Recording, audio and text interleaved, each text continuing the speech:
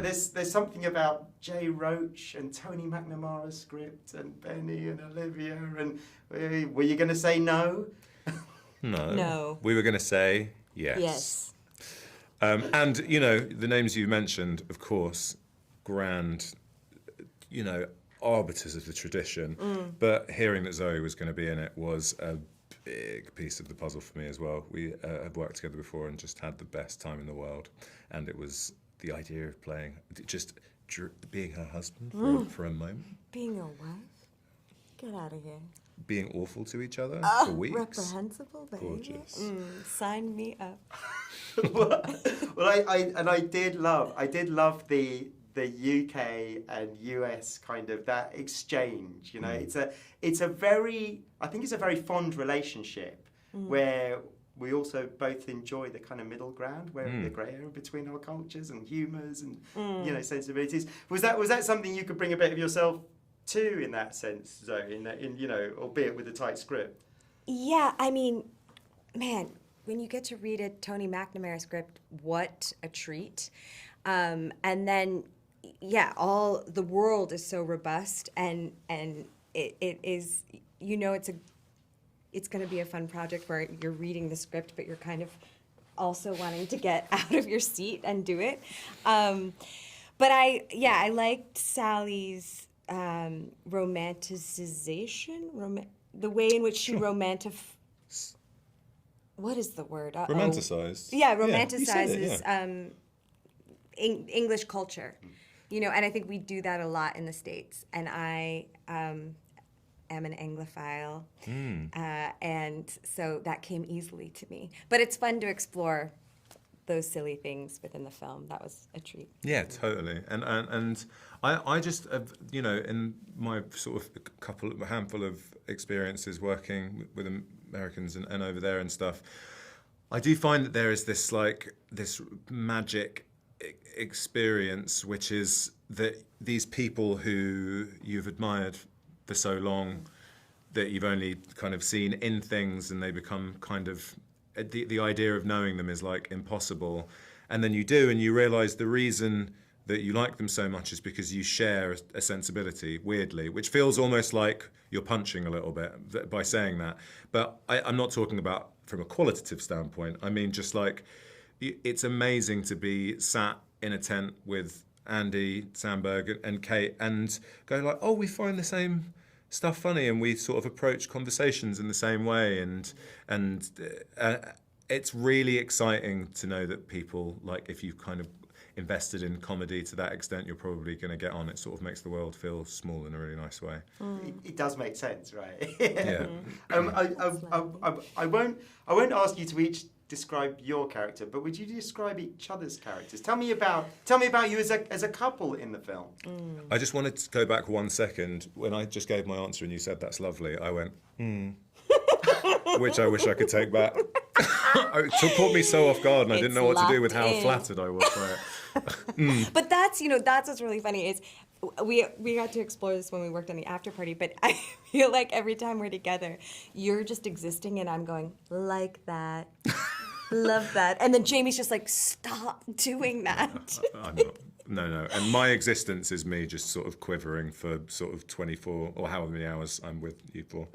But it does feel really American and really English. Oh, yeah, of course. I just, my earnestness and exuberance and your deflecting. High shoulders. Your low shoulders. Yeah, lowest shoulder. I love that. No acting required whatsoever. Oh, whatsoever. No, just point the camera, shoot, let's go. Oh, gosh. Okay. Sorry. What was describe each other's characters. Describe the relationship. I think that Sally is a callous nightmare. Who's kind of I guess that she kind of spins on an axis of like desperately. I don't know. I think her power is sort of pushing Rory down, and she has every right to. I think it's almost like she's brought a kind of snivelling weakling know-it-all into the fray, because it's like, well, I don't mind pushing him down in order to push myself up. It's like, I don't want to do that to someone nice, but so let's get this boring loser along. and just be horrible to him because I need to be horrible to someone.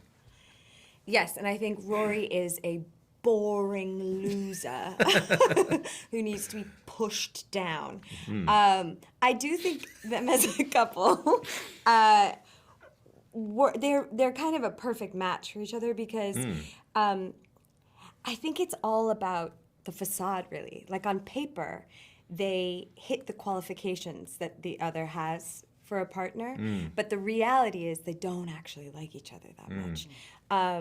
And I think that's a really clever idea to put into the roses, right? Because I think we are studying Theo and Ivy and sort of putting them on a pedestal. And then when they start to fall apart and their cracks are revealed, it becomes very evident how gaping wide our cracks are.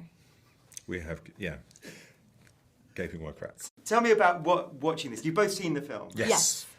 What was it like to not watch your own performances? What was it like to watch Benny and Olivia? You know, you've been part of those scenes, but there's all the rest of the stuff that they're doing that you Well, it's haven't most of the seen. stuff.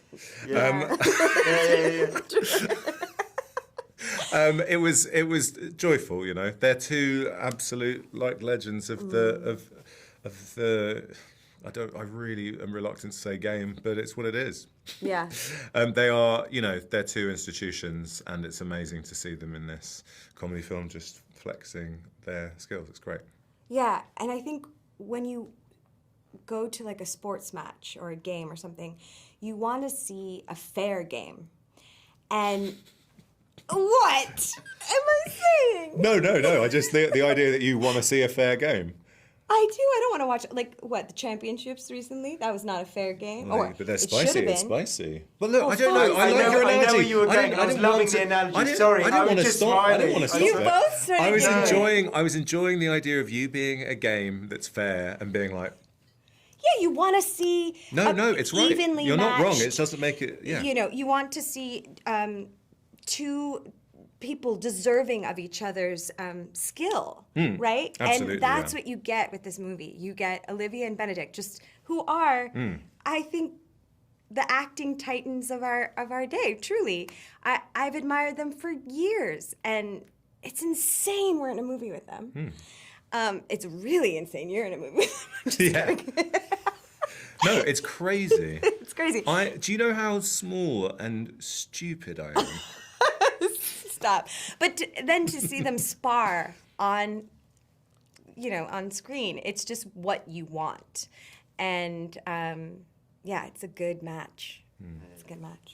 I've got 1 minute left, so just to ask, the scenes look like a lot of fun. I know that making comedy is not necessarily a lot of fun sometimes, but when you're around that dinner table and you've got those people in front of you and you've got Jay at the camera, you know, watching your performances, is that a good time?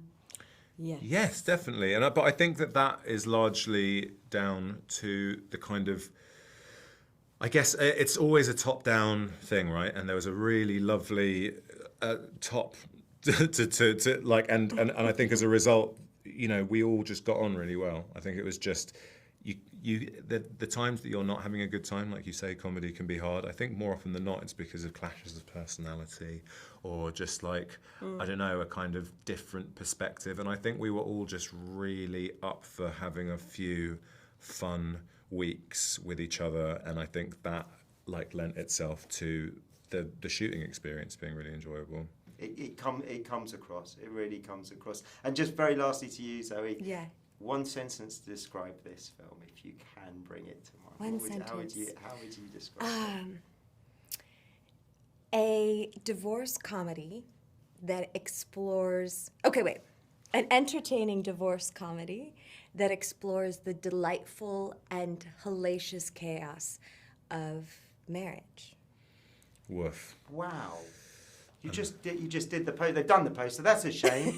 You could have done another. Look, There you go. It's For the nice next to meet version. you.